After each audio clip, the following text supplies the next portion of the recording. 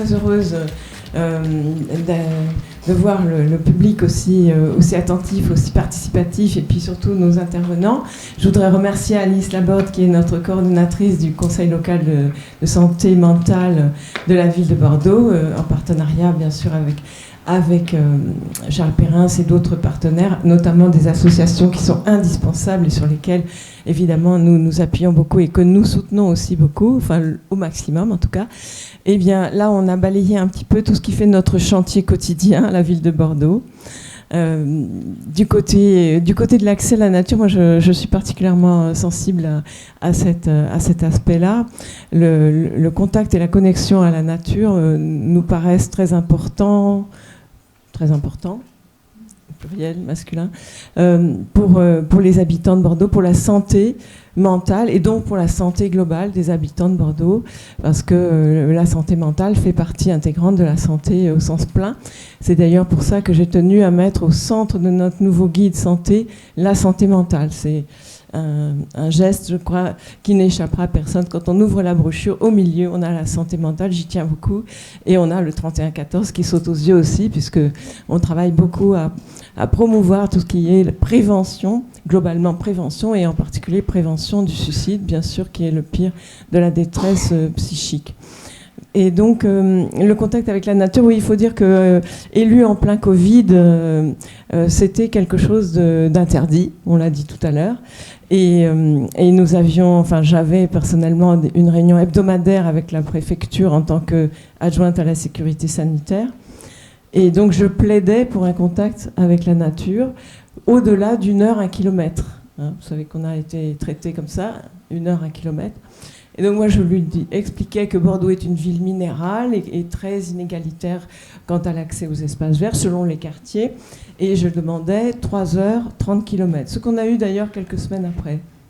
Bon, il y a eu convergence de plaidoyer, j'imagine. Mais sur le moment, quand je lui demandais une extension de l'accès à la nature, comme quelque chose de vital qui avait été abîmé pendant le premier confinement, très manifestement, enfin, c'est documenté, elle m'a répondu plusieurs fois 3 choses, et ce sont des réponses publiques, donc je crois que je peux les dire, et les journalistes étaient dans la salle d'ailleurs. Premièrement, chacun a choisi son lieu d'habitation. 3 points de suspension.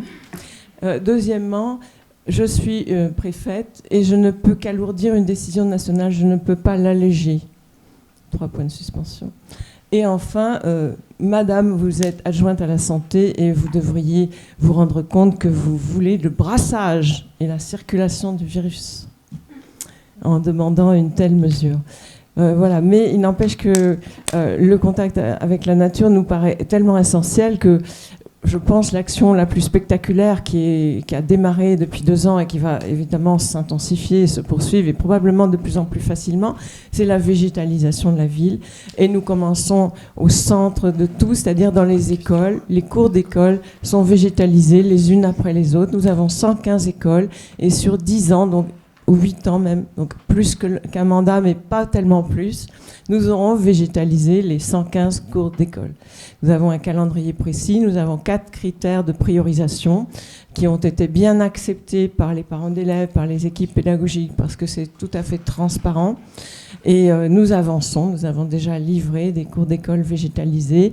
Et ce qui est, je crois, intéressant lorsqu'on vient de parler des jardins, c'est que chaque cours d'école a été dessiné, créé, avec vraiment les enfants, les équipes pédagogiques, les parents d'élèves, les paysagistes, bien sûr, qui sont des experts et qui viennent, m'a-t-on dit, parfois un peu couper les ailes aux rêves.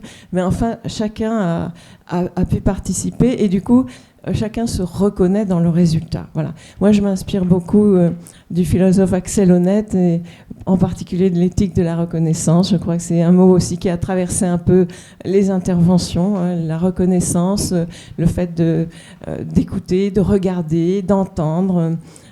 Chacun dans la ville, c'est notre souci. Et Pour passer à un autre thème, celui de l'urbanisme et de l'aménagement urbain, nous avons également le souci de réfléchir aux usages de la ville, que ce soit les bâtiments, l'accessibilité des bâtiments, l'architecture proprement dite, les voiries et les fonctions des voiries. La marche en particulier me tient beaucoup à cœur. Et donc nous avons créé en 2 ans, là aussi, le label Frugal Bordelais. C'est une sorte de charte à laquelle adhèrent assez volontiers les promoteurs à qui nous la soumettons. C'est quelque chose qui avance bien aussi. Alors je sens que le temps avance lui aussi. je prendrai juste un troisième domaine qui est justement l'action sociale. On a beaucoup parlé un vocabulaire invisible. Nous nous sommes inspirés du sort du sort particulier qui a été réservé aux déplacés ukrainiens. Là encore, c'est une histoire de vocabulaire. On a parlé de déplacés. Et ils ont eu des droits. Et en même temps, moins de droits à certains égards, mais plus de droits immédiats aussi sur d'autres fronts. Et dans notre conseil de résilience sanitaire qui a été mis en place dès le lendemain de l'élection, j'y tenais beaucoup et on l'a appelé donc conseil de résilience sanitaire pour avoir une vision plus large qu'un simple comité Covid. Nous avons d'ailleurs des membres ici du Coresan. L'une des motions proposées, qui est en ce moment travaillée, c'est justement de s'inspirer de ce statut des déplacés pour, à l'échelle européenne, plaider pour un nouveau statut des exilés, quel qu'il soit, et en particulier les exilés climatiques. On vient d'apprendre là que la France serait impactée 20% plus gravement qu'on ne croyait par les changements climatiques. Donc attention, on risque de vivre plus 6 degrés en 2100, enfin, c'est quelque chose qui va certainement renforcer l'éco-anxiété, mais on sent bien qu'il y a un statut qui nous rapprocherait tous sur la planète, qui crée une vraie fraternité planétaire. C'est celui-là, c'est celui d'exilés en général et de déplacés en général, sans parler ni de migrants, ni d'étrangers, enfin, voilà, tout ce qui peut développer une obsession sécuritaire dont nous n'avons vraiment pas besoin. Et pour terminer, je voudrais juste dire aussi que la ville avec un grand V, la ville avec une majuscule, en latin c'est Urps, et quand on dit Urps avec une majuscule, c'est Rome.